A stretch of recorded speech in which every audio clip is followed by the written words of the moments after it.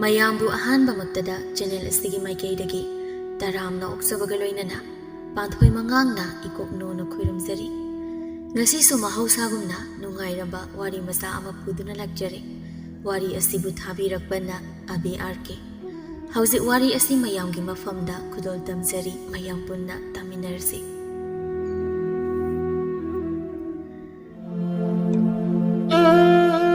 ꯑꯁꯦꯡꯕ ꯐꯤ ꯁꯦꯠꯇꯨꯅ ꯀꯣꯔꯧꯍꯟꯕ ꯏꯄꯥꯕꯨ ꯈꯨꯔꯨꯝꯗꯨꯅ ꯉꯁꯤꯒꯤ ꯁꯤꯟꯊꯥ ꯄꯥꯡꯕꯗ ꯑꯌꯦꯠ ꯑꯄꯟ ꯂꯩꯍꯟꯕꯤꯒꯅꯨ ꯍꯥꯏꯗꯨꯅ ꯈꯨꯕꯥꯛ ꯆꯥꯡꯖꯧ ꯇꯔꯥ ꯂꯣꯟꯅꯗꯨꯅ ꯈꯨꯔꯨꯝꯂꯤꯉꯩ ꯏꯃꯨꯡꯗꯒꯤ ꯏꯁꯧ ꯂꯥꯡꯅꯕꯒꯤ ꯈꯣꯟꯖꯦꯜ ꯑꯃ ꯇꯥꯔꯛꯂꯤ꯫ ꯁꯨꯃꯣꯅ "ꯀꯔꯤ ꯑꯉꯥꯡꯅꯣꯁꯤꯕꯣ? ꯑꯁꯨꯛꯅꯤꯡꯉꯥꯏ ꯐꯠꯇꯕꯁꯤꯕꯣ? ꯃꯄꯥ ꯅꯪꯁꯨ ꯍꯧꯒꯠꯄ ꯌꯥꯗ꯭ꯔꯤꯕꯣ? ꯑꯉꯥꯡꯁꯦ ꯉꯥꯏꯍꯥꯛꯇ ꯊꯦꯝꯕ ꯌꯥꯏ ꯍꯥꯏꯕꯅꯤꯗ꯫ ꯑꯩꯉꯣꯟꯗ ꯁꯨꯝ ꯏꯟꯁꯤꯟꯕꯁꯦ ꯈꯤꯠꯇꯣꯛꯄꯤꯔꯣ꯫ ꯑꯩꯁꯨ ꯉꯝꯖꯗ꯭ꯔꯦ, ꯃꯃꯥꯒ ꯑꯣꯏꯖꯅꯤꯡꯗ꯭ꯔꯦ꯫ ꯀꯔꯤꯅꯣꯃꯤ ꯅꯪꯕꯣ? ꯑꯌꯨꯛ ꯑꯉꯟꯕꯁꯤꯗ ꯏꯁꯧ ꯑꯗꯨ ꯇꯧꯏꯗꯨꯕꯣ? ꯐꯖꯅ ꯊꯦꯝꯃꯒ ꯌꯥꯕꯅꯦ ꯑꯉꯥꯡꯗꯣ꯫ ꯇꯨꯝꯁꯤꯠ ꯐꯥꯗꯕꯒꯤ ꯑꯣꯏꯔꯝꯒꯅꯤꯃꯤ꯫ ꯑꯗꯨꯕꯨ ꯍꯥꯏꯕ, ꯑꯩ ꯈꯛꯇꯅ ꯑꯉꯥꯡ ꯂꯧꯒꯅꯤ ꯍꯥꯏꯕ ꯂꯩꯕ꯭ꯔꯥ ꯍꯥꯏꯕꯅꯤꯗ꯫ ꯌꯥꯔꯦ ꯅꯪꯁꯨ, ꯏꯇꯩꯃ ꯇꯥꯔꯒ ꯅꯨꯡꯉꯥꯏꯔꯣ꯫ ꯃꯥꯅ ꯑꯗꯨꯝ ꯂꯧꯕꯤꯔꯗꯨꯅꯤ꯫ ꯅꯪꯅ ꯑꯉꯥꯡ ꯁꯦꯟꯅꯕꯕꯨꯗꯤ ꯏꯇꯩꯃꯅ ꯍꯦꯜꯂꯤꯕꯅꯤ ꯃꯃꯥ ꯅꯉꯣꯟꯗꯒꯤ꯫ ꯑꯣ, ꯃꯤꯆꯪꯒꯀ ꯌꯥꯝ ꯆꯪꯅꯔꯤꯕꯅꯤꯅꯦ꯫ ꯑꯩꯉꯣꯟꯗꯒꯤ ꯅꯣꯏ ꯅꯇꯩꯃ ꯑꯁꯤꯅ ꯍꯦꯜꯂꯕꯅꯦꯕ꯫ ꯑꯁ ꯅꯨꯄꯤ ꯅꯪꯁꯤꯗꯤ ꯇꯜꯂꯤꯍꯦ꯫ ꯀꯗꯥꯏ ꯑꯉꯥꯡꯗꯣ ꯑꯩ ꯂꯧꯔꯒꯦ꯫ ꯀꯔꯤꯅꯣ ꯅꯪꯅ ꯇꯧꯗꯧꯗꯣ ꯇꯧꯖꯔꯣ ꯆꯠꯂꯣ꯫ ꯁꯦ ꯂꯧꯖꯔꯣ꯫ ꯑꯩ ꯉꯥꯏꯍꯥꯛꯇ ꯇꯨꯝꯈꯤꯒꯦ, ꯇꯨꯝꯁꯤꯠ ꯐꯥꯗꯕꯩ ꯀꯣꯛꯁꯦ ꯆꯤꯛꯄꯅ꯫ ꯏꯁ, ꯑꯩꯗꯤ ꯊꯕꯛ ꯏꯪꯈꯥꯡ ꯂꯣꯏꯁꯤꯜꯂꯨꯒꯦ, ꯏꯇꯩꯃꯅ ꯇꯧꯔꯤꯁꯦ ꯑꯁꯤꯗ ꯃꯇꯦꯡꯒ ꯄꯥꯡꯁꯤꯜꯂꯨꯒꯦ ꯌꯥꯎꯔꯨꯒꯦꯒ ꯍꯥꯏꯗꯧ ꯃꯥꯜꯂꯨꯔꯦ, ꯑꯗꯨꯒ ꯇꯨꯝꯈꯤꯒꯦꯅꯦ꯫ ꯅꯨꯄꯤ ꯅꯪ ꯈꯔꯗꯤ ꯍꯦꯟꯃꯜꯂꯕꯅꯤꯀꯣ꯫ ꯑꯍꯤꯡꯅꯦ ꯀꯥꯎꯈꯩ ꯆꯤꯟꯗꯣꯡꯕꯤ ꯃꯌꯥꯝ ꯑꯃ ꯄꯨꯟꯁꯤꯟꯅꯔꯒ ꯂꯩꯔꯦ, ꯑꯗꯨꯒ ꯍꯧꯖꯤꯛꯅ ꯇꯨꯝꯁꯤꯠ ꯐꯥꯗ꯭ꯔꯤ꯫ ꯇꯨꯝꯃꯨ ꯇꯨꯝꯃꯨ, ꯑꯩ ꯀꯔꯤꯃꯠꯇ ꯍꯥꯏꯖꯔꯔꯣꯏ, ꯇꯨꯝꯍꯧꯔꯣꯀꯣ꯫ ꯅꯨꯄꯥ ꯅꯪ ꯌꯥꯝꯅ ꯉꯥꯡꯗꯧꯔꯤ꯫ ꯀꯗꯥꯏꯗꯅꯣꯃ ꯂꯩꯔꯁꯨ ꯆꯠꯂꯣ꯫ ꯑꯩꯅꯦ ꯇꯨꯝꯐꯝꯒ ꯑꯃꯠꯇ ꯈꯪꯗ꯭ꯔꯤ, ꯊꯣꯛꯈ꯭ꯔꯣ ꯌꯥꯔꯦ꯫ ꯑꯉꯥꯡꯗꯣ ꯄꯝꯂꯒ ꯊꯣꯛꯂꯛꯄꯗꯨ ꯎꯕꯗ ꯂꯥꯏ ꯈꯨꯔꯨꯝꯕ ꯂꯣꯏꯔꯒ ꯆꯪꯂꯛꯂꯤꯕꯤ ꯃꯇꯩꯃ ꯁꯅꯥꯅ ꯎꯔꯦ꯫ ꯍꯩꯃꯥ, ꯑꯇꯣꯝꯕ, ꯏꯅꯥꯎꯗꯤ ꯀꯩꯗꯧꯔꯦ? ꯑꯌꯨꯛꯁꯤꯗ ꯅꯪꯅ ꯑꯉꯥꯡ ꯂꯧꯔꯤꯁꯤꯕꯣ?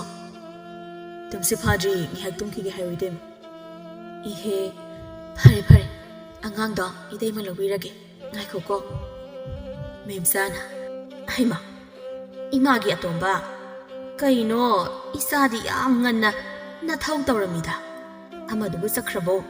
ꯃꯈꯣꯏꯒꯤ ꯄꯨꯟꯐꯝꯗ ꯏꯆꯥꯅ ꯃꯊꯧ ꯇꯧꯔꯝꯃꯤꯁꯤꯕꯣ?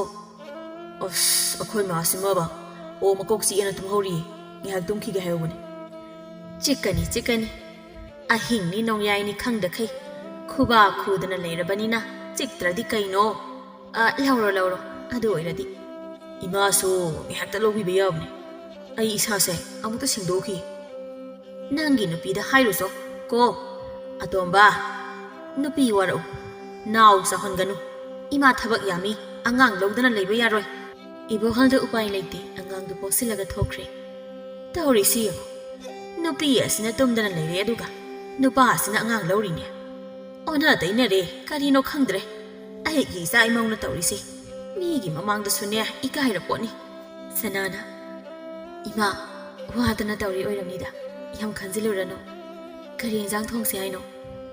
ꯀꯔꯤ ꯊꯣꯡꯒꯦ ꯍꯥꯏꯕꯅꯣ, ꯑꯃ ꯍꯦꯛꯇ ꯌꯥꯔꯦꯁꯦ꯫ ꯏꯃꯧꯅ ꯆꯥꯅꯤꯡꯕ ꯑꯃ ꯍꯦꯛ ꯊꯣꯡꯉꯨ꯫ ꯑꯗꯣ ꯉꯔꯥꯡꯒꯤ ꯉꯥ ꯈꯔ ꯂꯩꯕꯗꯨꯗꯤ ꯉꯧꯊꯣꯛꯇ꯭ꯔꯕꯗꯤ ꯌꯥꯔꯔꯣꯏ꯫ ꯏꯃꯥ, ꯂꯐꯨ ꯊꯔꯣ ꯑꯃ ꯂꯩꯌꯦ, ꯑꯗꯨ ꯏꯔꯣꯜꯂꯒ ꯉꯥꯗꯨꯃ ꯉꯧꯔꯒꯦ, ꯑꯗꯨꯒ ꯆꯥꯔꯁꯤ꯫ ꯍꯣꯏꯅꯦ, ꯑꯗꯨ ꯃꯉꯥꯏꯔꯦ, ꯆꯪꯉꯣ ꯆꯪꯉꯣ꯫ ꯃꯧ ꯑꯍꯜ ꯁꯅꯥꯁꯤꯅ ꯂꯣꯏꯅ ꯇꯧꯏ, ꯏꯃꯨꯡꯒꯤ ꯃꯀꯨꯞ ꯃꯇꯥ ꯄꯨꯝꯕ꯫ ꯁꯨꯃꯣꯗꯤ ꯅꯣꯡꯃꯇ ꯌꯥꯎꯏꯕ ꯅꯠꯇꯦ꯫ ꯁꯦꯜ ꯄꯥꯏꯕ ꯏꯃꯨꯡꯒꯤ ꯅꯤꯡꯉꯣꯜꯅꯤ, ꯑꯋꯟꯄꯣꯠ ꯌꯥꯝꯅ ꯎꯠꯂꯛꯏ ꯍꯥꯏꯗꯨꯅ ꯅꯥꯄꯜ ꯀꯥꯖꯔꯤꯕꯅꯤ꯫ ꯑꯗꯨꯕꯨ ꯁꯅꯥꯁꯨ ꯄꯪꯅꯣꯞ ꯅꯣꯞꯄ ꯏꯃꯨꯡꯒꯤ ꯅꯤꯡꯉꯣꯜ ꯅꯠꯇꯦ, ꯑꯗꯨꯕꯨ ꯅꯣꯡꯃꯇ ꯅꯥꯄꯜ ꯍꯥꯏꯕꯗꯣ ꯂꯩꯇꯦ ꯃꯁꯥꯗ꯫ ꯃꯁꯤꯅꯤ ꯃꯧ ꯑꯅꯤ ꯑꯁꯤꯒꯤ ꯈꯦꯠꯅꯕ꯫ ꯁꯅꯥꯒꯤ ꯅꯨꯄꯥ ꯅꯣꯡꯄꯣꯛ ꯁꯨꯕ ꯅꯣꯝꯕ ꯌꯥꯝꯅ ꯀꯜꯂꯤ, ꯃꯅꯥꯎ ꯅꯨꯄꯥꯒꯨꯝ ꯁꯨꯅꯤꯡꯗꯕ ꯇꯧꯗꯦ꯫ ꯍꯧꯖꯤꯛꯁꯨ ꯃꯌꯨꯝꯗ ꯂꯩꯇꯦ, ꯂꯝꯐꯩꯗ ꯆꯠꯂꯤ ꯊꯕꯛ ꯁꯨꯕ꯫ ꯅꯨꯃꯤꯠꯅ ꯋꯥꯇꯣꯟ ꯌꯧꯔꯛꯄ ꯃꯇꯝꯅꯤ, ꯁꯨꯃꯣ ꯍꯧꯒꯠꯂꯛꯂꯤ꯫ ꯃꯁꯥ ꯁꯦꯡꯗꯣꯛꯂꯨꯗꯨꯅ ꯆꯥꯛꯈꯨꯝꯗ ꯆꯪꯗꯨꯅ ꯆꯥꯛ ꯆꯥꯔꯤꯉꯩ ꯃꯄꯨꯔꯣꯏꯕꯗꯨ ꯆꯪꯂꯛꯏ꯫ ꯁꯨꯃꯣ, ꯇꯥꯕ꯭ꯔꯣ? ꯇꯥꯕ꯭ꯔꯣ, ꯅꯪꯕꯨ ꯍꯧꯒꯠꯇ꯭ꯔꯤꯕꯣ? ꯑꯉꯥꯡꯁꯤ ꯌꯥꯗ꯭ꯔꯦ ꯃꯤꯀꯞꯄꯗ, ꯃꯕꯨꯛ ꯂꯥꯝꯕꯁꯨ ꯃꯥꯜꯂꯤ, ꯀꯨꯏꯃꯜꯂꯤꯗ ꯅꯪꯕꯣ꯫ ꯍꯣ, ꯀꯔꯤꯅꯣ ꯂꯥꯎꯗ꯭ꯔꯁꯨ ꯆꯪꯉꯛꯑꯣ ꯆꯥꯛꯈꯨꯝꯗ꯫ ꯍꯩꯃꯥ, ꯆꯥꯛ ꯆꯥꯔꯤꯔꯣ? ꯐꯔꯦ ꯐꯔꯦ, ꯂꯣꯏꯁꯤꯜꯂꯨ꯫ ꯑꯉꯥꯡꯁꯦ ꯑꯃꯨꯛꯇ ꯊꯦꯝꯃꯨ, ꯑꯩꯅ ꯊꯦꯝꯕ ꯌꯥꯗ꯭ꯔꯤ, ꯅꯪ ꯑꯃꯨꯛꯇ ꯊꯦꯝꯃꯨ꯫ ꯁꯨꯃꯣ ꯆꯥꯛ ꯆꯥꯔꯤꯕꯗ ꯂꯣꯏꯁꯤꯟꯗꯨꯅ ꯑꯉꯥꯡꯗꯨ ꯂꯧꯏ꯫ Maday manawgi matawdo manem ibem mamemsadi mit naba haidu oire. Tawza sarisi yego. Asinabu kamaini yum pandawrino haibanida. Onthokpagi mau ama hek lawrida aigi icanupase. Sanana. Ima, akhoi sumona ngaksu natida. Akhoi ibohannasu yabaini. Migi masada ngaksu tainabiruno. Warak watimduna singdokbidawba nupa mana mathau tawdre. Adunadi adum nawzawa tabane. Mayumdagi hauna soirabani sumose. Ima, akhoi ibohalse nupa yam thokte. Nupi warakpasu ngamde ima. Chummi imauna haiba. Isa nupagi makhasu yam poli. Adubane ningon pokliba mama mapagi su aswaibani. Nongmadi isa ningon haibasi. Migi mayumda sakhini khanglibani. Yumbalo ningthina takwi tambirabadi. Migi yum kaisu kairoi. Adubu kethok mangthokna. Tawning pata tawhanduna yoklabadi sini. Oiribasini. Imadi makhoi anigine khanbada wadaba sungamdeda. Ima marayna fajarakani. Nongmadi wakhal tarakinida.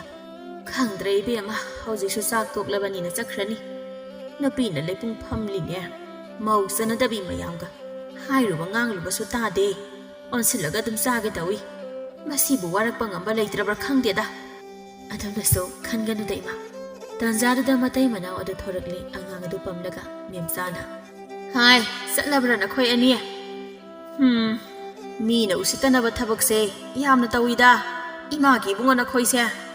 Aikhoina kari usitanaba tawrage imana haibiduba. Kari tawdania. Karamba yumgi mauna satpa sajatnone nangna satlidubo. Kari na ima.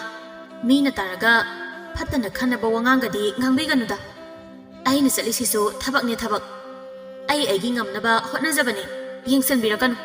Inaw kari khondano adubo. Chumna adum hainaba yabani. Ise su tapmane. Khonau thasaneraga nungda sikpi oin hek tawrodana.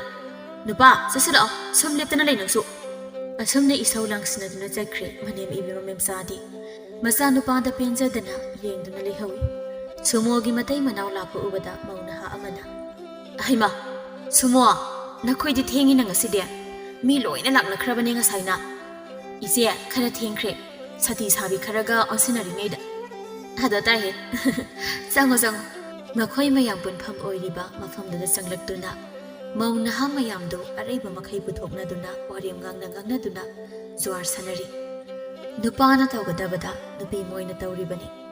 Magi nupana angang senaba phamlaga ngaiba tawnari adubu bembemgi nupadi yawdi puliba singsi laknaba ngamdraba ngaktani warak pinaba leitraba janadabi mayam khomjinduna pulibani tharikna noiba masidi kwaga si irei leidrisibu kaidawnarage bembemna yumdagi sarakpada loida tawbani ise ngihak leraga leinarakini ise thari ngaiba kallo hoida selmange haiduna leidabadi tawganuko tanza sida bembemgi nupa yungawa thoibadu koilaw lawduna lai warak tabe nang kadai le tadro bembem aina korisu tadro tholowla bembem tholowla sumona bembem nangi nupa se amung lai yet pani mana lai se amta themlaga thadoko yadraga sujillaga kaino thamlam Sumogi watanda da ikaibasu phauraduna magi nupada yamna sauninglami. O karino amu koilaw lawduna laklibadubo nayuda thakladi yumda irenjana leiba yadabro kari yumda leiba haide nupi nangna nacha hundoklamaga sida waraktabi mayamga punduna leiba natro nangbu yumgi nasagi kari khange aidi nupane ngawning ra tokane la chasila mang thau yum chase moi ma pa sapiram aidi wali saida koilaw lawran chalo hey warak tabi mayam marak sida nang kida hoge habano la chase fazana haibe sida ya chasila okle pele nupa nang na yu thaktuna leiraga nupi aina ngamna ba hotnari bane adugasu wazaw ngangline nupa nang sal haro salo chadrodi kidawduba kidawduino lamgi sha olage habro nang samona thoiba kari wangang sangangno ꯆꯠꯈ꯭ꯔꯣ ꯅꯌꯨꯝꯗꯅꯦ ꯏꯔꯦꯟꯖꯅ ꯄꯣꯊꯥꯔꯨꯔꯣ ꯅꯠꯇ꯭ꯔꯕꯗꯤ ꯀꯌꯥ ꯑꯐꯕ ꯑꯣꯏꯔꯔꯣꯏ ꯀꯔꯤ ꯑꯩꯉꯣꯟꯗ ꯉꯥꯡꯂꯤꯕ ꯅꯪ ꯀꯅꯥꯅꯣ ꯂꯝꯒꯤ ꯁꯥꯕꯨ ꯂꯝꯁꯥ ꯍꯥꯏꯕꯅꯤ ꯁꯤꯗ ꯁꯥꯎꯅꯤꯡꯉꯥꯏ ꯂꯩꯇꯦ ꯑꯩꯒꯤ ꯅꯨꯄꯤꯗ ꯍꯥꯏꯖꯕꯅꯤ ꯅꯪꯒꯤ ꯀꯔꯤ ꯅꯊꯧ ꯂꯩꯒꯦ ꯋꯥꯔꯛꯄ ꯉꯝꯗꯕꯤ ꯍꯥꯏꯕꯅꯤ ꯅꯈꯣꯏ ꯃꯌꯥꯝꯒꯤ ꯃꯔꯛꯇ ꯑꯩꯒꯤ ꯅꯨꯄꯤꯁꯦ ꯇꯤꯜꯍꯟꯅꯤꯡꯗꯦꯅꯦ ꯆꯤꯟꯗꯨꯝꯕꯤ ꯀꯔꯤ ꯅꯪꯒꯨꯝꯕꯅ ꯑꯩꯕꯨ ꯑꯗꯨꯝꯅ ꯍꯥꯏꯕ ꯅꯠꯇꯦꯛꯂꯣ ꯑꯩꯕꯣ ꯐꯩ ꯈꯪꯒꯅꯤꯕ ꯅꯪ ꯕꯦꯝꯕꯦꯝ ꯅꯪ ꯁꯥꯎꯕ ꯌꯥꯗꯦ ꯅꯪꯒꯤ ꯅꯨꯄꯥꯁꯦ ꯑꯩꯅ ꯋꯥꯔꯛꯄ ꯇꯥꯔꯦ ꯑꯁꯨꯝꯅ ꯍꯥꯏꯔꯒ ꯆꯣꯡꯁꯤꯟꯗꯨꯅ ꯊꯣꯏꯕꯕꯨ ꯁꯨꯃꯣꯅ ꯇꯞ ꯇꯥꯕ ꯃꯈꯩ ꯐꯨꯈ꯭ꯔꯦ ꯅꯨꯄꯥꯗꯨꯗꯤ ꯃꯁꯥ ꯐꯥꯎ ꯂꯦꯡꯕ ꯉꯝꯗ꯭ꯔꯕꯅꯤꯅ ꯃꯈꯨꯠ ꯀꯌꯥ ꯍꯟꯕ ꯉꯝꯗꯦ ꯅꯨꯄꯥ ꯃꯔꯥꯏ ꯉꯝꯕꯤ ꯁꯨꯃꯣꯅ ꯃꯌꯥꯝ ꯃꯃꯥꯡꯗ ꯃꯥꯒꯤ ꯅꯨꯄꯥꯕꯨ ꯐꯨꯕꯗꯁꯨ ꯕꯦꯝꯕꯦꯝ ꯅꯨꯡꯉꯥꯏꯇꯦ ꯁꯥꯎꯅꯤꯡꯕ ꯐꯥꯎꯏ ꯃꯇꯩ ꯃꯅꯥꯎ ꯍꯥꯏꯕꯁꯤꯗꯤ ꯐꯅ ꯁꯥꯎꯅꯔꯁꯨ ꯐꯨꯅꯔꯁꯨ ꯑꯗꯨꯝ ꯐꯔꯒ ꯌꯥꯁꯤꯟꯅꯈꯤꯅꯤ ꯉꯥꯏꯍꯥꯛ ꯁꯥꯎꯅꯤꯡꯕꯒꯤ ꯉꯥꯡꯅꯔꯁꯨ ꯃꯄꯨꯔꯣꯏꯕꯕꯨ ꯅꯨꯡꯁꯤꯕ ꯀꯧꯕꯅꯤ나 ꯕꯦꯝꯕꯦꯝ ꯁꯥꯎꯅꯤꯡꯂꯦ ꯃꯄꯨꯔꯣꯏꯕꯒꯤ ꯃꯆꯤꯜꯗꯒꯤ ꯏ ꯊꯣꯛꯄꯗꯨ ꯎꯔꯒ ꯕꯦꯝꯕꯦꯝ ꯆꯦꯟꯁꯤꯟꯗꯨꯅ ꯁꯨꯃꯣꯕꯨ ꯂꯥꯛꯇꯨꯅ ꯏꯟꯊꯣꯛꯂꯒ ꯃꯄꯨꯔꯣꯏꯕꯕꯨ ꯀꯣꯟꯈꯠꯇꯨꯅ ꯍꯧꯒꯠꯂꯒ ꯁꯥꯎꯅ ꯍꯥꯏꯔꯛꯏ ꯀꯩꯅꯣꯗ ꯏꯆꯦ ꯁꯨꯃꯣ ꯀꯔꯤ ꯅꯨꯡꯉꯥꯏꯇꯕ ꯂꯩꯕꯩꯅꯣ ꯅꯨꯄꯤ ꯑꯩꯈꯣꯏ ꯃꯁꯦꯜꯅꯤ ꯍꯥꯏꯕꯁꯨ ꯅꯠꯇꯦ ꯃꯤꯒꯤ ꯅꯨꯄꯥꯗꯕꯨ ꯑꯁꯨꯛ ꯊꯤꯅ ꯐꯨꯕꯗꯤ ꯍꯧꯅꯗꯦꯗ ꯀꯔꯤ ꯅꯪꯒꯤ ꯅꯨꯄꯥꯅ ꯎꯁꯤꯠꯇꯅ ꯉꯥꯡꯂꯤꯗꯣ ꯅꯪ ꯇꯥꯍꯧꯗ꯭ꯔꯣ 이비엠아 ꯅꯪꯒꯤꯗꯃꯛ ꯑꯩꯅ ꯆꯣꯡꯊꯣꯛꯇꯨꯅ ꯇꯧꯔꯤꯕꯅꯤ ꯀꯣ ꯑꯗꯨꯒꯁꯨ ꯑꯩꯉꯣꯟꯗ ꯑꯣꯟꯁꯤꯜꯂꯛꯏꯅꯦ ꯏꯇꯩ ꯏꯅꯥꯎ ꯈꯠꯅꯕꯅꯤ ꯃꯁꯤꯗ ꯃꯤꯇꯣꯞ ꯌꯥꯎꯕꯒꯤ ꯃꯊꯧ ꯇꯥꯗꯦ ꯑꯩꯅ ꯐꯥꯎ ꯑꯩꯒꯤ ꯅꯨꯄꯥꯗ ꯈꯨꯠ ꯍꯟꯕ ꯉꯝꯖꯗꯦ ꯑꯗꯨꯒ ꯃꯤꯇꯣꯞ ꯅꯪꯅ ꯑꯩꯒꯤ ꯅꯨꯄꯥ ꯑꯁꯤꯕꯨ ꯐꯨꯕ ꯅꯠꯇꯤꯛꯂꯣ ꯏꯃꯥꯏꯄꯦꯝꯃ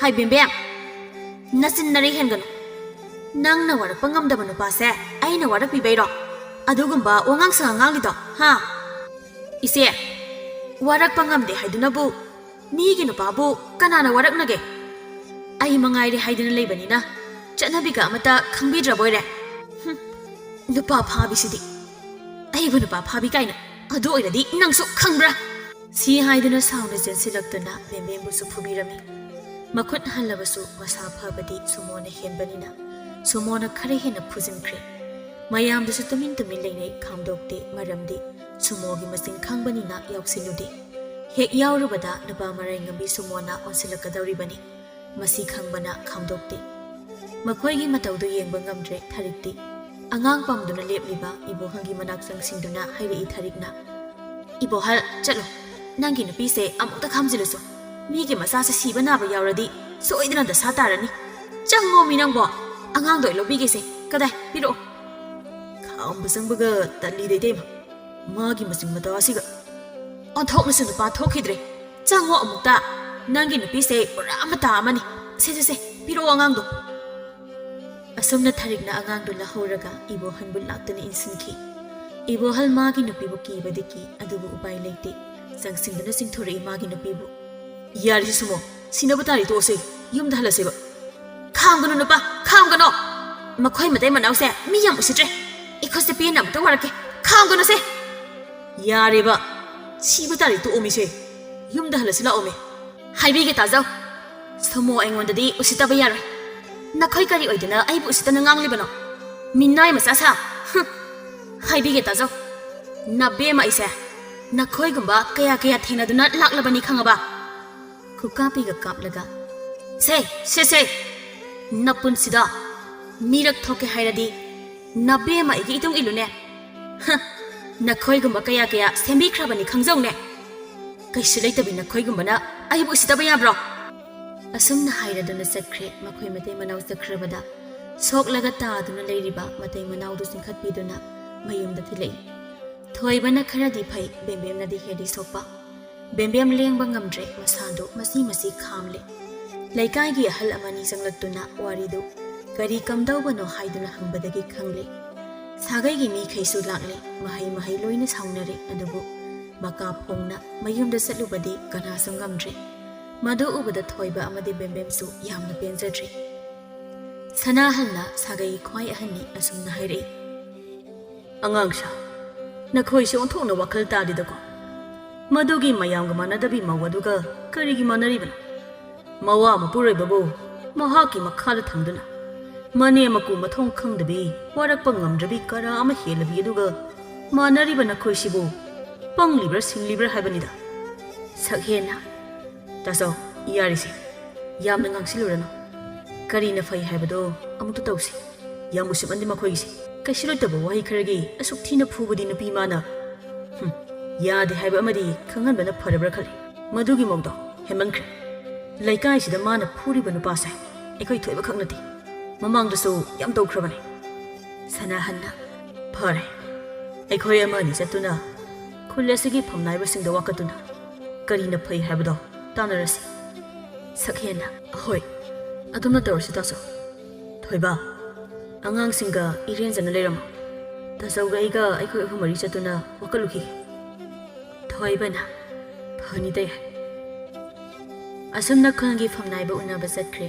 ꯁꯣꯝꯗꯁꯨ ꯁꯨꯃꯣ ꯐꯃꯨꯡ ꯆꯪꯗꯨꯅ ꯅꯥꯍꯦꯗꯨꯅ ꯂꯩꯁꯤꯟꯅꯈ꯭ꯔꯦ ꯃꯅꯦꯝ ꯏꯕꯦꯝꯃ ꯃꯦꯝꯆꯥꯅ ꯍꯥꯏꯕꯒ ꯈꯨꯝꯗꯈꯩ ꯌꯨꯝ ꯍꯦꯛ ꯌꯧꯕꯒ ꯑꯣ ꯈꯣꯡꯕ ꯃꯈꯩ ꯀꯞꯂꯝꯃꯒ ꯐꯃꯨꯡ ꯆꯪꯈ꯭ꯔꯕꯅꯤ ꯃꯥꯒꯤ ꯃꯇꯧ ꯎꯕꯗ ꯁꯅꯥꯗꯤ ꯀꯩꯅꯣꯝ ꯇꯧꯔꯝꯂꯅꯤ ꯍꯥꯏꯕ ꯈꯪꯂꯗꯨꯅ ꯋꯥ ꯉꯥꯡꯗꯦ ꯀꯔꯤ ꯊꯣꯛꯂꯕ ꯈꯟꯗꯨꯅ ꯇꯨꯃꯤꯟꯅ ꯂꯩꯖꯩ ꯏꯕꯣꯍꯜꯁꯨ ꯑꯗꯨꯝ ꯃꯉꯥꯏ ꯀꯔꯤꯁꯨ ꯍꯥꯏꯗꯦ ꯃꯆꯥ ꯑꯄꯤꯛꯄꯗꯨ ꯃꯃꯥꯗ ꯁꯤꯟꯅꯔꯝꯗꯨꯅ ꯃꯥꯒꯤ ꯅꯨꯄꯤꯒꯤ ꯁꯦꯕꯥ ꯇꯧꯔꯤ ꯇꯟꯖꯥꯗꯨꯗ ꯃꯤ ꯈꯔ ꯃꯈꯣꯏ ꯊꯣꯡꯒꯥꯜꯗ ꯆꯪꯂꯛꯂꯤꯕꯗꯨ ꯎꯕꯗ ꯃꯦꯝꯆꯥꯗꯤ ꯁ꯭ꯋꯥꯏ ꯂꯥꯎꯈ꯭ꯔꯦ ꯃꯌꯥꯝ ꯂꯥꯛꯄꯤꯔꯤꯕꯁꯤꯕꯨ ꯀꯔꯤ ꯃꯇꯥꯡꯒꯤ ꯁꯅꯥꯍꯟꯅ ꯏꯅꯦ ꯅꯆꯥꯅꯨꯄꯥ ꯏꯕꯣꯍꯜꯕꯨ ꯂꯩꯈꯤꯕ꯭ꯔꯥ ꯑꯃꯨꯛꯇ ꯀꯧꯊꯣꯛꯄꯤꯔꯛꯑꯣ ꯍꯣꯏ ꯍꯣꯏ ꯏꯕꯨꯡ ꯁꯅꯥ ꯅꯅꯥꯎ ꯅꯨꯄꯥꯗꯣ ꯑꯃꯨꯛꯇ ꯀꯧꯊꯣꯔꯛꯎ ꯃꯤ ꯂꯥꯛꯂꯤ ꯎꯅꯕ ꯑꯗꯣ ꯏꯕꯨꯡꯉꯣ ꯀꯔꯤ ꯃꯇꯥꯡꯒꯤꯅꯣ ꯃꯌꯥꯝ ꯂꯥꯛꯂꯤꯕꯁꯤꯕꯣ ꯅꯆꯥꯅꯨꯄꯥꯅ ꯀꯔꯤꯁꯨ ꯍꯥꯏꯗꯕ꯭ꯔꯥ ꯏꯅꯦ ꯍꯥꯏꯗꯦ ꯀꯔꯤ ꯇꯧꯕꯒꯤꯅꯣ ꯍꯥꯏꯕꯗꯨꯃꯗꯤ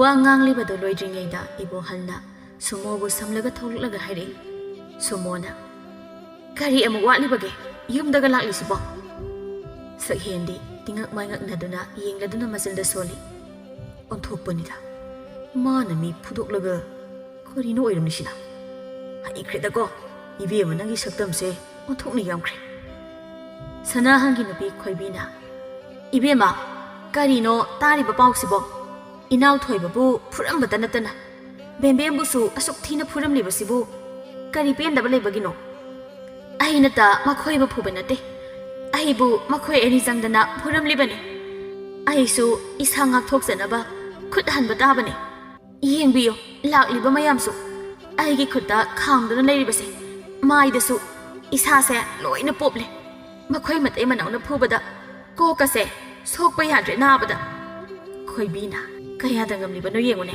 ꯍꯩꯆꯤꯟꯊꯤꯕꯤ ꯅꯨꯄꯥ ꯐꯨꯕꯤ ꯅꯪꯒꯤ ꯅꯨꯄꯥꯕꯨ ꯅꯈꯨꯠ ꯄꯦꯟꯅ ꯋꯥꯔꯛꯂꯤꯕ ꯑꯗꯨꯒꯨꯝ ꯃꯤꯒꯤ ꯅꯨꯄꯥꯁꯨ ꯐꯨꯔꯨꯔꯕꯗꯤ ꯃꯤꯒꯤ ꯅꯨꯄꯤꯅ ꯀꯔꯤ ꯍꯥꯏꯔꯛꯀꯅꯤ ꯈꯪꯗꯕ꯭ꯔꯣ ꯃꯤꯒꯤꯁꯨ ꯁꯥꯒꯩ ꯂꯩ ꯑꯍꯜ ꯑꯃ ꯂꯩꯔꯤꯕꯅꯤꯅꯦ ꯅꯪꯒꯤ ꯋꯥꯔꯛꯇꯕꯗꯣ ꯃꯄꯥꯜ ꯊꯣꯛꯂꯛꯀꯅꯨ ꯅꯨꯄꯥ ꯐꯨꯕꯤ ꯇꯧ ꯉꯝꯕꯤ ꯁꯨꯃꯣ ꯑꯩꯉꯣꯟꯗ ꯎꯁꯤꯠꯇꯕꯗꯤ ꯌꯥꯔꯣꯏ ꯎꯁꯤꯠꯇꯕꯒꯤ ꯃꯍꯩꯅꯦ ꯐꯨꯇꯪ ꯐꯨꯔꯝꯂꯤꯕꯗꯣ ꯐꯔꯕꯅꯤ ꯃꯈꯣꯏꯒꯤ ꯃꯤꯆꯪꯗ ꯈꯛꯁꯨ ꯉꯥꯡꯒꯅꯨ ꯑꯩꯉꯣꯟꯗ ꯁꯣꯛꯂꯤꯕꯁꯤꯗꯤ ꯎꯕꯤꯗ꯭ꯔꯕ꯭ꯔꯣ ꯍꯩꯕꯤ ꯑꯀꯪꯕꯤ ꯃꯥꯟꯕꯤ ꯀꯔꯤ ꯑꯩꯕꯨ ꯍꯩꯕꯤ ꯑꯀꯪꯕꯤ ꯃꯥꯟꯕꯤ ꯀꯥꯏꯗꯅ ꯐꯩ ꯈꯪꯉꯣꯏꯗ꯭ꯔꯗꯣ ꯉꯁꯤꯗꯤ ꯍꯩꯕꯤ ꯑꯀꯪꯕ ꯃꯥꯟꯕꯤ ꯑꯩꯅ ꯅꯪꯕꯨꯁꯨ ꯐꯣꯜꯂꯥ ꯇꯣꯠꯄꯒꯨꯝꯅ ꯇꯣꯠꯄ ꯇꯥꯔꯦ ꯇꯟꯖꯥꯁꯤꯗ ꯁꯨꯃꯣꯒꯤ ꯃꯄꯥꯝꯒꯤ ꯃꯤꯈꯩꯁꯨ ꯌꯧꯁꯤꯟꯅꯔꯛꯂꯤ ꯈꯨꯜꯒꯤ ꯐꯝꯅꯥꯏꯕ ꯑꯃ ꯑꯅꯤꯁꯨ ꯌꯧꯔꯛꯂꯤ ꯂꯣꯏꯔꯦ ꯑꯁꯨꯛ ꯆꯥꯎꯈ꯭ꯔꯕ ꯁꯨꯃꯥꯡꯁꯤ ꯃꯤꯅ ꯄꯨꯡꯌꯣꯝ ꯌꯣꯝꯂꯤ ꯁꯨꯃꯣꯒꯤ ꯑꯣꯏꯔꯝꯂꯤꯕꯗꯨ ꯎꯕꯗ ꯁꯨꯃꯣꯒꯤ ꯃꯃꯥꯗꯤ ꯀꯞꯂꯗꯨꯅ ꯆꯤꯟꯁꯤꯜꯂꯒ ꯃꯆꯥꯕꯨ ꯀꯣꯟꯁꯤꯟꯕꯤ ꯇꯧꯔꯤꯕ ꯃꯑꯣꯡꯗꯨ ꯎꯕꯗ ꯂꯣꯏꯔꯦ ꯈꯣꯏꯕꯤ ꯍꯣꯏꯗꯤ ꯌꯦꯡꯅꯤꯡꯗꯕꯗ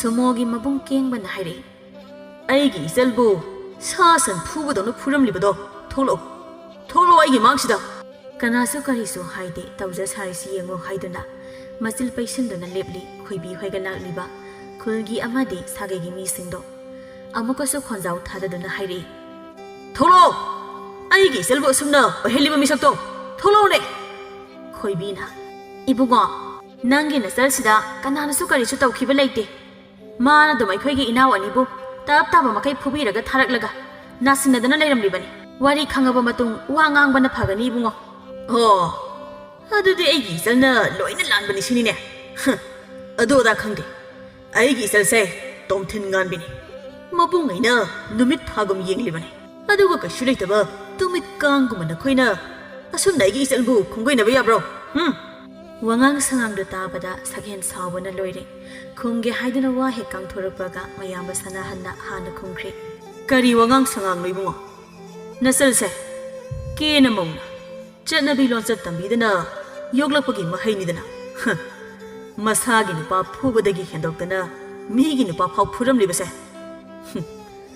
ibungo nangbu ta khrabro migi nupi angang leiraba nupa bu atopa nupi amana wari haibasibo sibu taibungi lonsala mathong khangdana wayam ngang ga nibungo nasal nupi waro nakhoina warakpa ngamdraga aikhoina warki haiduna laklibasini sumogi mama lata na hairi warakpa tabani usitrabadi nupa haiba leite nupi haiba leite warakpa tabani mama ina ya aigi isana pum hen hen dawbani kaisu leitaba matai manaw ani khak khurambagi aigi asu phajakraba isagi mamaida dakpham lehenba khangoidra do khoibi di loire sauning bada khoibi da natte laikai dugi famnai basing adu su sauning le khul laikai dugu usite haiduna khankhri khul adugi famnai bo oiriba khoirabana hairi laikai asigi mi khaisu tabi mi gi khulgi mitokka khatnabagi ngangnabagi mathau tade aikhoi mi oiriba ibohal hoigi imungna aikhoi gi khul laikai asibu usittabada mateng pangbani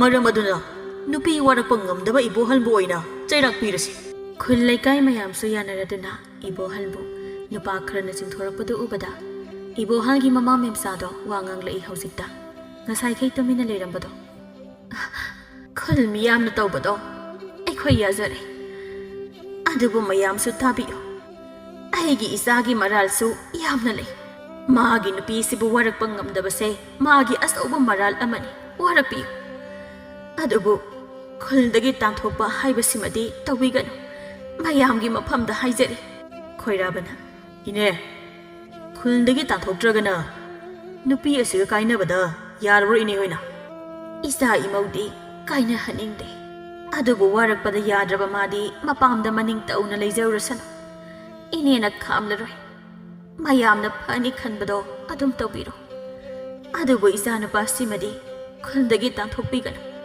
nupi asimadi mama mabung laklingai sida puhan khibada yare latana karino da inama nasa nupa khaktagi khalibadubu aigi isabuna mi oina thadaba adugumbado tawbirakan isa se aikhoi mayamgidi tamphane tomthin ngalibani aduga mafam asidana kaisu leitaba tumit kangumna ubirabanina pujakhiba tare isagibu nupa wate nasa katan apangjaw asigi manakta leiraga wana lendoi saru ada nungaina maning tawna leijasanu ahalsingna hainabado chungkreda nupi lawdringe mama hana yengo haibado chungkre ibohana mayam ailankre aina nupa thoktabadai thokliba ngaktani mayamna handaki matang simade ngapiyo khoirabana ibohal nangi nupi se bembem amadi thoibagi mafamda lale haiduna hayelusu natrabadi nang sumasu punna chaisarani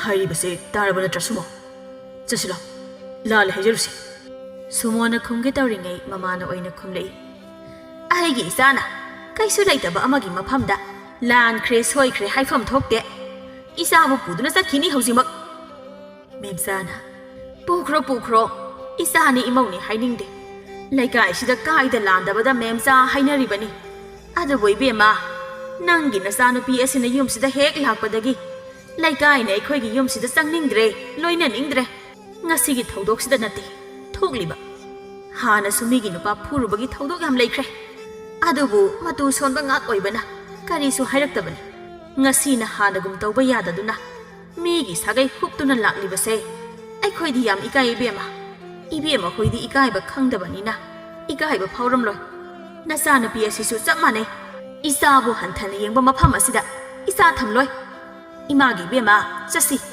yumda naning tauna leijarula nupa nangsa aiga sakrasi posei loisirula wadu tabada ibohal sauna magi nupigi mamaida khupakna thajinki khangbra nang lorubadagi ese ngasidi mimang thoklidana nang buluna torubagi mahai nei ngasi nayamdagi loinarakpa naramchatu semdokpa ngamdaduna ngasi oriba maongse masal napi phui haibagi mapong kengbana ibohalbu khongpakna kawki madu ubada memsana mamong nupibu mamai mamit khangdana thajillaga lusam paiduna laktana sumangda inki aduga masanupaabu singsinduna mahaki matungda thamki khangrado nakhoina waraktrabi naselase warakpagiro aigi isabu tukotcharba nakhongduna kauribado chappi khosalo amuk khana khongdul tarakano sumo wakhal kharadi khanbagum tawi mathamoida karinomadi phauribani mapureba lehoraga ma khakta chatpasu pamde haijabagi wani mapureba bodi nungsiribani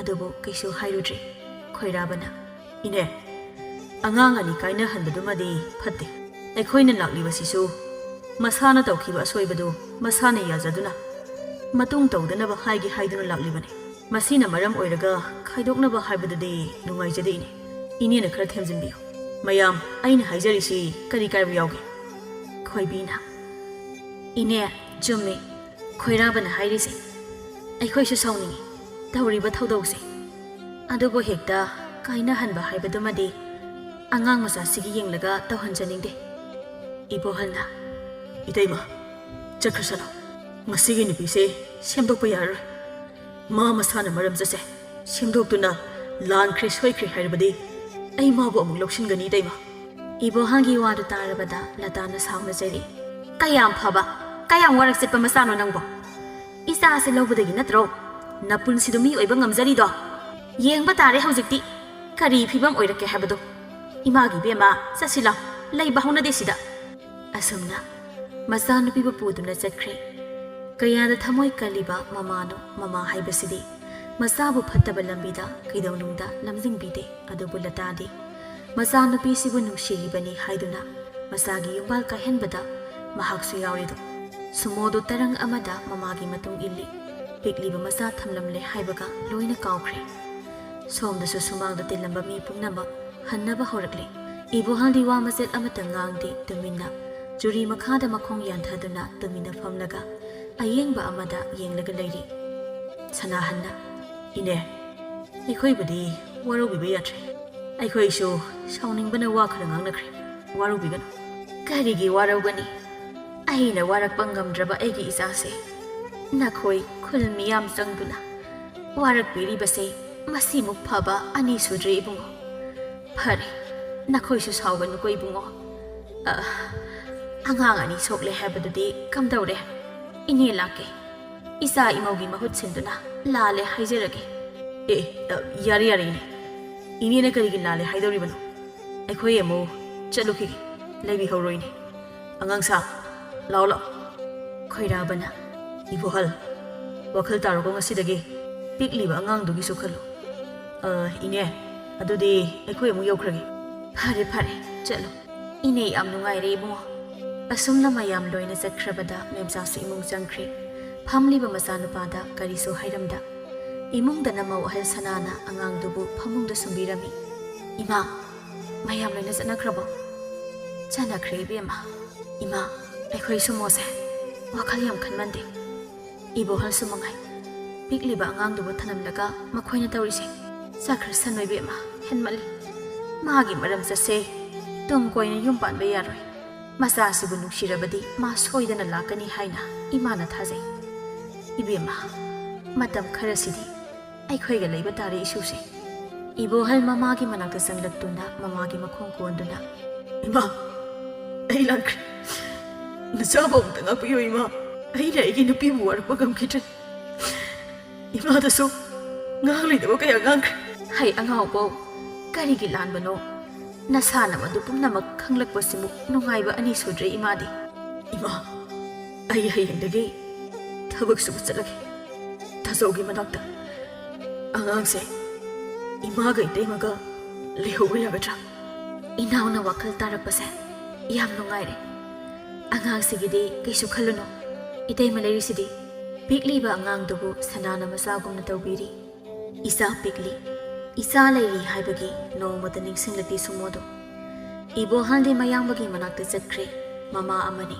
karigidi ningsingloi masabu adubu masa ningsingduna kapsaba khuding mama latana uraba mabung manamana urabada chaibaga ngangbibaga tawbada kappa phau maning tamdrabi sumoni hainabale mapurebagi manakta leijabana ning tawjai haina sumo yena khada famlaga mangli mitta sure mapurebana luna tawjaba matau ꯄꯤꯛꯂꯤꯕ ꯃꯆꯥ ꯃꯤꯠꯇ ꯁꯪꯁꯪꯅ ꯎꯔꯛꯂꯕꯗ ꯈꯪꯍꯧꯗꯦ ꯆꯤꯟꯕꯥꯡꯗꯅ ꯃꯣꯃꯣꯟꯗꯣ ꯃꯤꯠꯂꯨꯗꯅ ꯄꯤꯔꯥꯡ ꯁꯤꯡꯊꯗꯨꯅ ꯂꯩꯔꯝꯃꯤ ꯃꯆꯥꯒꯤ ꯃꯇꯧꯕꯨ ꯂꯇꯥꯁꯨ ꯍꯥꯏꯐꯦꯠ ꯎꯈꯤꯕꯗꯒꯤ ꯍꯧꯔꯛꯂꯦ ꯉꯥꯡꯕ ꯆꯩꯕ ꯀꯔꯤꯅꯣ ꯑꯩꯒꯤ ꯏꯆꯥꯅꯨꯄꯤꯁꯤꯕꯣ ꯃꯗꯨꯒꯤ ꯏꯃꯨꯡꯗꯨꯗ ꯂꯩꯔꯨꯕꯗꯒꯤ ꯉꯥꯎꯔꯕ꯭ꯔꯥ ꯈꯪꯗ꯭ꯔꯦ ꯍꯥꯏꯅ ꯇꯥꯟꯅꯕꯁꯨ ꯑꯃꯠꯇ ꯌꯥꯗꯦ ꯍꯥꯏ ꯃꯀꯣꯛꯇ ꯀꯛꯁꯤ ꯍꯠꯇꯨꯅ ꯍꯥꯏꯔꯛꯏ ꯅꯤꯡꯉꯣꯜꯅ ꯃꯄꯥꯝꯗ ꯄꯤꯗ ꯍꯩꯗꯦ ꯍꯥꯏꯕꯁꯤ ꯈꯪꯗꯕ꯭ꯔꯅꯍꯦ ꯍꯟꯖꯤꯟ ꯍꯟꯖꯤꯟ ꯍꯥꯏꯔꯕ ꯅꯠꯇ꯭ꯔꯣ ꯅꯪꯒꯤ ꯑꯁꯣꯝꯒꯤ ꯋꯥꯈꯜ ꯈꯜꯂꯤꯉꯩ ꯑꯩꯈꯣꯏꯒꯤ ꯏꯃꯨꯡꯗꯤ ꯃꯨꯊꯠꯂꯒꯦ ꯍꯥꯏꯕ꯭ꯔꯣ ꯌꯥꯝ ꯐꯔꯣꯏꯗꯧꯔꯤꯌꯦ ꯌꯥꯝ ꯊꯨꯅꯅꯦ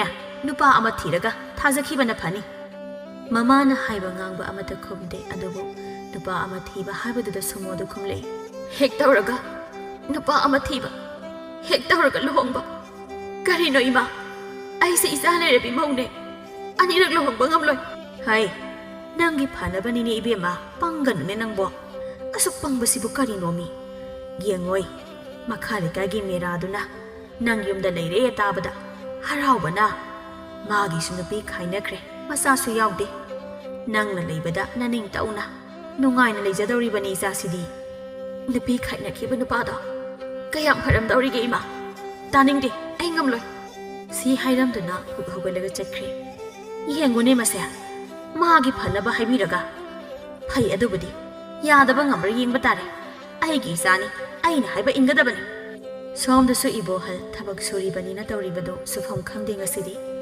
ꯅꯤꯡꯖꯤꯡ ꯃꯥꯡꯖꯤꯡ ꯑꯗꯨꯝ ꯇꯧꯗꯨꯅ ꯂꯩ ꯃꯥꯒꯤ ꯃꯇꯧꯗꯨ ꯎꯕꯗ ꯃꯌꯥꯝꯕ ꯅꯣꯡꯄꯣꯛꯅ ꯍꯥꯏꯔꯛꯏ ꯀꯩꯗꯧꯔꯦ ꯑꯇꯣꯝꯕ ꯋꯥꯔꯕꯣ ꯍꯩ ꯋꯥꯔꯁꯨ ꯋꯥꯅ ꯂꯣꯏꯁꯤꯜꯂꯁꯤ ꯑꯁꯤꯅꯁꯨ ꯂꯣꯏꯔꯦ ꯍꯣꯔꯦꯟ ꯊꯦꯡꯂꯕꯁꯨ ꯌꯨꯝꯗ ꯍꯟꯅꯕ ꯇꯧꯁꯤ ꯉꯁꯤ ꯂꯥꯎ ꯂꯥꯎ ꯂꯣꯏꯁꯤꯜꯂꯁꯤ ꯍꯣꯏ ꯇꯥꯆꯧ ꯑꯩꯁꯨ ꯉꯁꯤꯗꯤ ꯌꯨꯝ ꯌꯥꯝꯅ ꯅꯤꯡꯁꯤꯡꯉꯤ ꯀꯩꯗꯧꯔꯤꯅꯣ ꯈꯪꯗ꯭ꯔꯦ ꯂꯩꯇꯥꯐꯝ ꯈꯪꯗ꯭ꯔꯦ ꯋꯥꯈꯜꯁꯦ ꯀꯩꯁꯨ ꯈꯟꯖꯤꯜꯂꯨꯅꯨꯁꯦ ꯊꯕꯛꯁꯤ ꯂꯣꯏꯗꯧꯔꯁꯤꯗꯤ ꯂꯣꯏꯕꯒ ꯌꯨꯝꯗ ꯆꯠꯂꯁꯤ ꯀꯨꯏꯔꯣꯏꯗ ꯄꯪꯂꯥꯞ ꯂꯥꯞꯄꯁꯨ ꯅꯠꯇꯕꯁꯤꯕꯨ ꯍꯣꯔꯦꯟ ꯅꯨꯃꯤꯠ ꯇꯥꯔꯕꯁꯨ ꯑꯗꯨꯝ ꯌꯨꯝꯗ ꯌꯧꯕ ꯅꯪꯒꯅꯤꯗ ꯍꯣꯏ ꯇꯥꯆꯧ ꯉꯁꯤ ꯍꯟꯅꯕ ꯇꯧꯔꯁꯦ ꯂꯥꯛꯑꯣ ꯊꯕꯛꯁꯤ ꯂꯣꯏꯁꯤꯜꯂꯨꯔꯁꯦ ꯃꯆꯤꯟ ꯃꯅꯥꯎꯗꯣ ꯊꯕꯛ ꯂꯣꯏꯁꯤꯟꯅꯕ ꯀꯟꯅ ꯍꯣꯠꯅꯗꯨꯅ ꯅꯨꯃꯤꯠ ꯌꯨꯡꯕ ꯑꯗꯨꯋꯥꯏꯗ ꯂꯣꯏꯕ ꯉꯝꯂꯦ ꯃꯄꯨꯗꯒꯤ ꯈꯨꯠꯁꯨꯃꯟ ꯂꯧꯔꯗꯨꯅ ꯃꯌꯨꯝ ꯍꯟꯅꯕ ꯊꯧꯔꯛꯂꯦ ꯁꯣꯝꯗꯅ ꯀꯝꯗꯧꯔꯤ ꯅꯥꯏꯇꯣꯝ ꯇꯥꯔꯕꯤ ꯆꯦꯛꯂꯥꯒꯨꯝ ꯀꯅꯥꯁꯨ ꯂꯩꯇꯕꯒꯤ ꯃꯇꯥꯒꯨꯝ ꯇꯨꯃꯤꯟꯅ ꯃꯪꯗꯨꯅ ꯐꯝꯂꯤ ꯃꯗꯨꯕꯨ ꯎꯕꯗ ꯃꯅꯝꯃ ꯏꯕꯦꯆꯥꯅ ꯏꯁꯧ ꯂꯥꯡꯂꯛꯏ ꯀꯔꯤꯅꯣ ꯃꯁꯤ ꯈꯨꯗꯤꯡ ꯃꯪꯗꯅꯇ ꯂꯩꯁꯤꯕꯣ